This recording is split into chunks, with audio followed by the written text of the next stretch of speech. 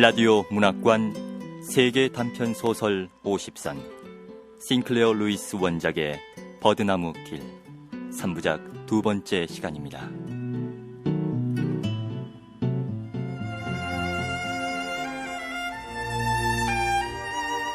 지난 이야기, 제스퍼 홀트는 람보 국립은행의 수석 대출개원이며 제일 가는 아마추어 배우다. 그는 소울 호프라는 사이비 종단의 교인이며 은둔 생활을 하는 존 홀트라는 가공의 쌍둥이 형을 만들어 이중 생활을 하고 있다.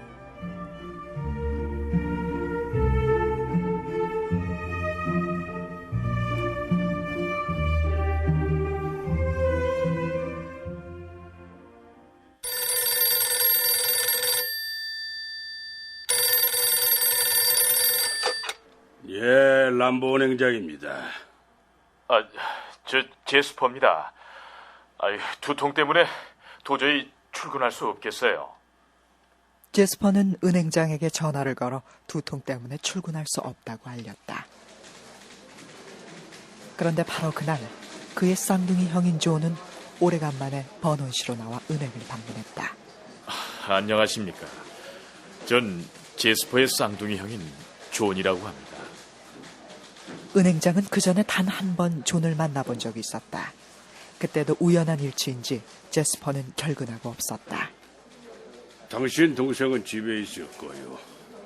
두통이 몹시 심하다나 빨리 나아야 할 텐데 우린 그를 소중히 여기고 있어. 은행장은 존을 훑어보았다. 두 사람의 얼굴 생김새는 비슷했다.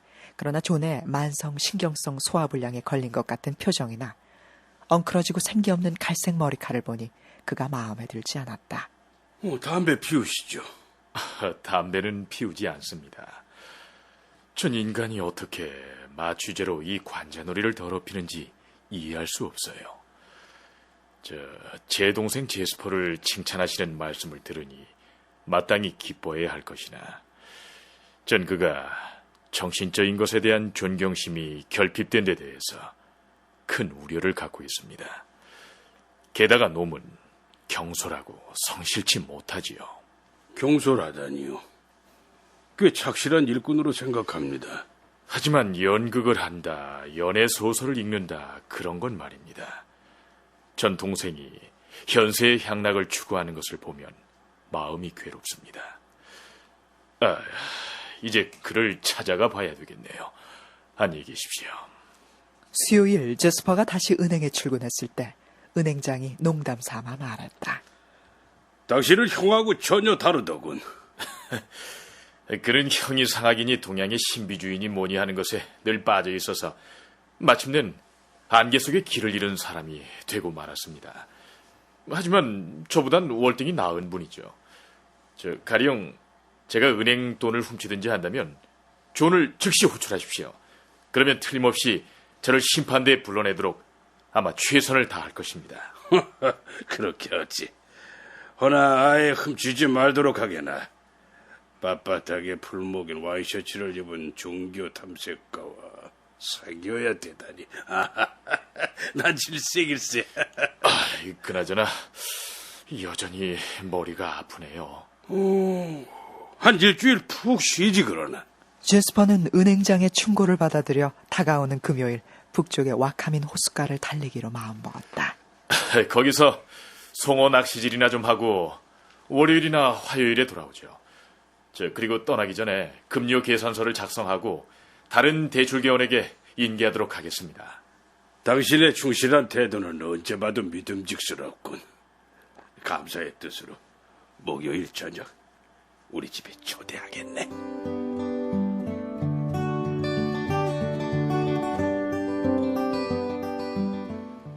목요일 제스퍼는 은행장의 집 만찬에서 머리가 아프다며 일찍 나왔다. 그는 남쪽 방향으로 25마일가량 달려 와나구치 마을에 이르렀지만 도시둘레를 크게 우회하고는 산트클레어 마을을 향해 달렸다. 그의 형 존이 살고 있는 로즈뱅크 교회는 버논시의 북쪽에 있다. 이 방향은 그에게 매우 중요했다. 즉 산트클레어는 버논에서 남쪽 와나구치에 이르는 거리만큼 멀리 북쪽에 위치하고 있었다. 그는 늪 같은 호수가 보이는 절벽에 이르렀다. 그 호수는 진창투성이인데다 풀이 뒤엉켜 있어 수영 장소로는 한 번도 사용된 적이 없었다. 여기서는 낚시질하는 사람도 거의 없었다. 어느 농부가 도망을 치다가 이 낭떠러지에서 떨어져 호수의 진흙바닥에 가라앉아 영영 눈에 띄지 않았다지. 그는 얼굴에 웃음을 띄었다. 그리고 북쪽의 산트클레어를 향해 단숨에 달렸다.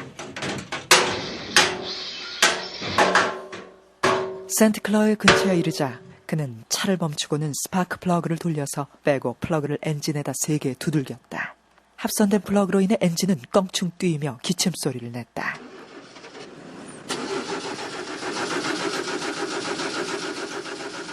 그는 겨우겨우 차를 산트클레어의 어느 차고에다 간신히 몰아넣었다. 늙은 흑인 외에 아무도 없었다. 여기 야간 수리공 없어? 없습니다. 내일 아침까지는 그대로 둬야 할 겁니다. 이런 제기를. 캐브레터나 점화장치에 무슨 고장이 났을 거요. 내일 아침 수리공이 오면 아침 9시까지 차가 필요하다고 말해주시오. 잊지 말아요. 내일 아침 9시. 성함은 뭐라고 하지요? 내 이름? 그래. 헨슨이야. 잘 부탁해요. 제스퍼는 정거장으로 갔다. 기차가 들어오자 맨 끝 칸 맨 끝자리로 미끄러지듯이 슬쩍 들어가 모자를 눈 위로 깊숙이 덮어쓰고는 잠든 척했다. 그리고 기차가 번호에 닿자 늘 차를 보관하던 차고로 들어갔다. 야간 수위는 졸고 있었다. 참나 재수가 없었어. 점화장치 고장이 났지 뭐야. 그래서 차를 와나구치에서 버리지 않을 수 없었지. 재수가 나빴군요. 글쎄 말이야. 그래서 와나구치에서 버렸단 말이야. 그러나 그는 남쪽인 와나구치에서 차를 버린 것이 아니고 북쪽인 산트클레어에서 차를 버렸다.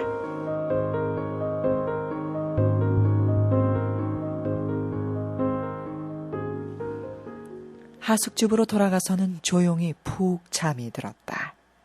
아침 식사 때는 두통이 여전하다고 하숙집 여주인에게 투덜거렸다. 송어 낚시질이라도 하면서 눈이 회복되도록 북쪽, 그러니까 와카민 쪽으로 가야겠어. 그렇게 하세요. 제가 뭐 도와드릴 게 없을까요? 아니 괜찮습니다. 헌옷까지와 낚시도구를 넣은 가방 2개만 가져가면 되니까요. 아마 오후차로 떠날 겁니다. 제스퍼는 2개의 여행 가방과 얌전하게 똘똘만 명주 우산을 들고 은행에 닿았다. 문지기가 여행 가방을 날라주었다. 저 가방은 조심해서 들어요. 낚시도구가 들어있으니까. 오늘 와카민으로 가서 송어나 몇 마리 잡아볼까 해. 좋으시겠습니다. 그런데 두통은 좀 어떠십니까? 좀 나아졌지만 눈은 아직도 바위처럼 뻣뻣해. 그런데 난 2시 7분 북행차를 탈까 해. 그러니까 2시에 택시를 잡아주게. 예, 알겠습니다. 은행장을 비롯하여 대리와 과장까지 모두들 제스퍼에게 좀 어떠냐고 안부를 물었다. 그는 그들에게 한결같이 눈을 너무 혹사했으며 와카민에 가서 송어 낚시질을 하겠다고 꼭 같은 말을 되풀이했다. 제스퍼는 아무 생각이 없는 듯이 금고실로 들어갔다. 거기에는 수백만 달러의 현금과 증권이 보관되어 있었다. 제스퍼는 대출개원으로 금고를 마음대로 열 수 있었다. 제스퍼는 돈 뭉치를 들고 왔다 갔다 했다. 접수구의 다른 대출개원하고는 3피트도 안 되는 거리에 있었고 그들을 갈라놓은 것은 철망줄 뿐이었다. 기계적으로 조심스럽게 틀에 박힌 일상 업무를 처리하면서 제스퍼는 타이프로 찍은 봉구표의 항목에 따라 일일이 현찰을 계산해냈다. 그는 지폐다발마다 종이끈으로 묶었다. 그리고 그 다발을 그의 옆에 놓인 조그마한 까만 가죽 가방에 떨어뜨리는 척했다. 그러나 사실 그는 그것들을 그 봉급 주머니에 떨어뜨리고 있는 것이 아니었다. 그의 발밑에 있는 2개의 여행 가방 중 1개는 잠겨있지 않았다. 그 가방은 묵직했으나 그 안에는 선철 한 덩어리가 들어있었을 뿐이었다. 이따금 지폐다발을 쥐고 있던 제스퍼의 손은 그의 옆구리로 떨어졌다. 그러면 지폐는 그의 손에서 미끄러져 가방 안으로 떨어졌다. 아무도 그의 의심스러운 행동을 볼 수가 없었다. 다른 대출개원이 손님과 이야기하고 있을 때만 지폐를 떨어뜨렸던 것이다. 그 같은 기회를 노리며 시간을 늦추기 위해 그는 마치 눈이 아프기나 한 것처럼 눈을 비벼댔다. 이윽고 2시 5분 전이 되었다. 그는 우산과 2개의 여행 가방을 집어들었다. 그리고 책상에 앉아있는 지배인에게 말했다. 안녕히 계십시오. 그래. 휴가 잘 다녀오라고. 그는 은행문을 뛰어나가 대기하고 있던 택시에 몸을 던졌다. 그리고 문지기에게도 들릴 만큼 큰 소리로 외쳤다. MD 정거장으로요.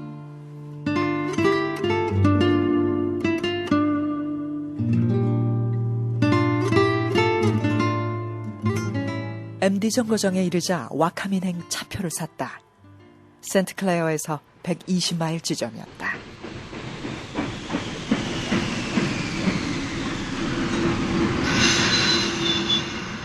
기차가 센트클레어에 닿자 제스퍼는 가방을 들고 출입문으로 나왔다. 그는 창백한 얼굴에 아무런 흥미없는 표정이었다. 잠시 모험의 빛이 얼굴에 스쳐갔으나 이내 사라지고 말았다. 그는 전날 밤 차를 맡겨둔 차고에 이르자 공장장에게 물었다. 내 차를 다 고쳤어? 고장난 점화장치 말이요. 아니요. 일거리가 밀렸어요. 오늘 오후에나 만지게 될 거요. 이런. 그럼 기다릴 수 없으니 어쩐다. 다음 마을까지는 몰고 갈 수 있을지 모르겠군. 요즘엔 지방을 다니는 판매원으로 자동차를 타고 자기 구역을 돌아다니는 사람이 많더군요, 헨슨 씨. 공장장은 제스퍼의 차에 매달린 보관증을 힐끔 쳐다보면서 공손하게 말했다. 그럼요. 그 기차보다는 더 많이 돌아다닐 수 있죠. 그럼 이만. 그는 그의 형이 살고 있는 로즈뱅크에서 불과 2마일 떨어진 참나무와 단풍나무가 우거진 숲속으로 차를 몰았다. 그는 이곳에서 절벽에 이르는 길을 이미 탑사했던 것이다.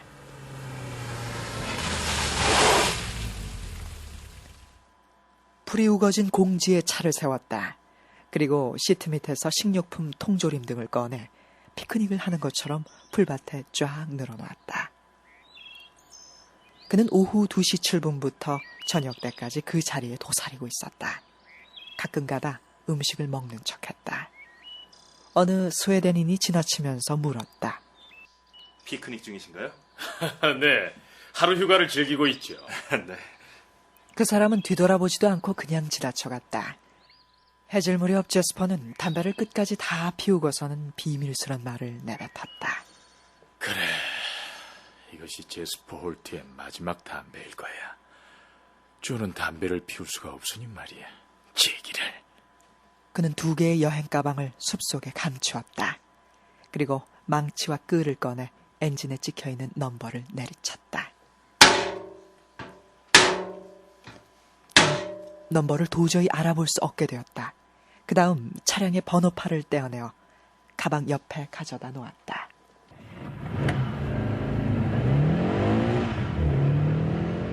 그는 숲속을 달려 절벽 꼭대기에 이르렀다.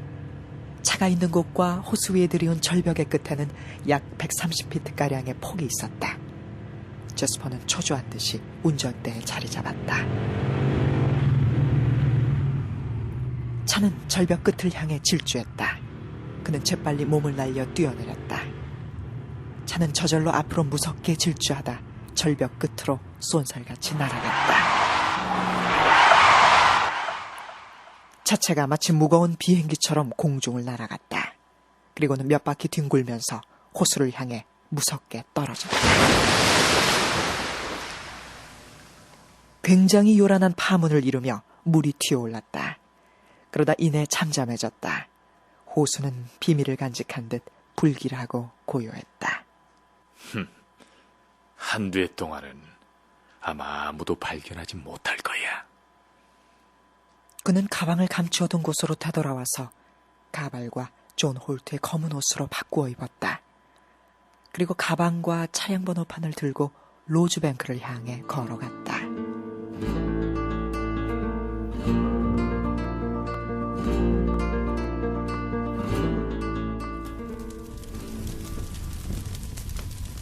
그는 버드나무 길이 끝나는 곳에 있는 돌집에 이르자 제스퍼 홀트의 옷과 번호판을 난로에 넣어 녹여버렸다.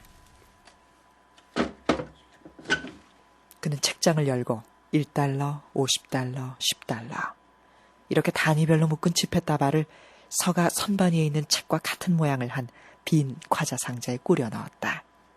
총 97,535달러에 달했다. 잘난 체하고 뻐기는 바보 같은 자식들. 은행 간부며 경관들을 나는 멸시한다. 그들의 어리석은 법률에는 절대 안 걸리지. 내 발로 나가지 않으면 나를 체포할 사람은 아무도 없는 거야. 그는 다음 날 아침 늦게까지 미소를 띠며 푹 잠들었다. 이리하여 제스퍼 홀트는 죽음이라는 신비로운 고통을 겪지 않고서도 이 세상에 존재하지 않는 인간이 되었다. 그 대신 존 홀트는 하루에 24시간, 한 주일에 7일을 사는 하나의 존재물로서 등장하게 되었다.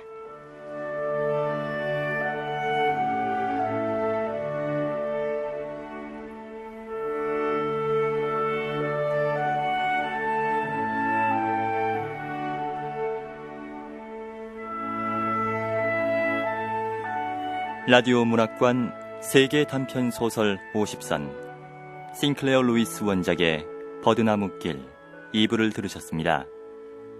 싱클레어 루이스는 사회를 날카롭게 포착한 리얼리스트로 평가받고 있습니다.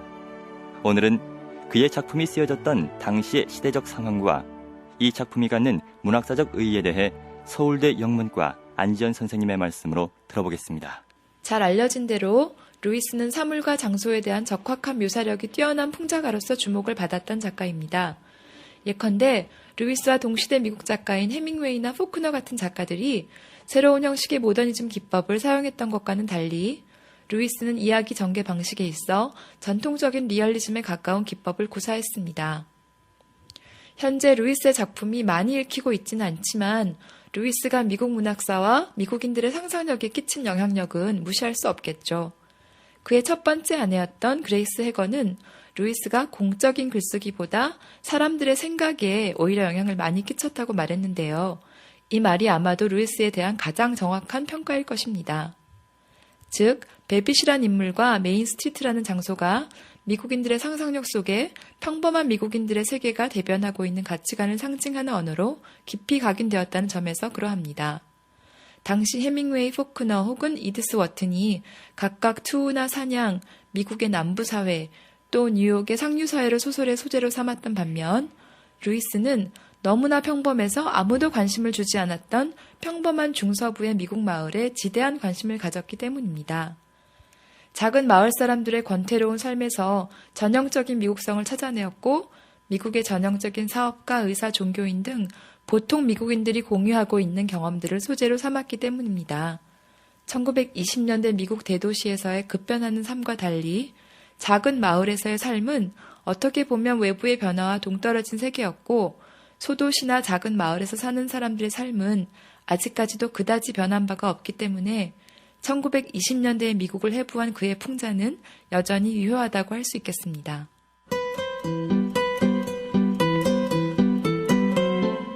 권윤의 연출, 김재인 극본, 싱클레어 루이스 원작의 버드나무 길 2부를 마칩니다.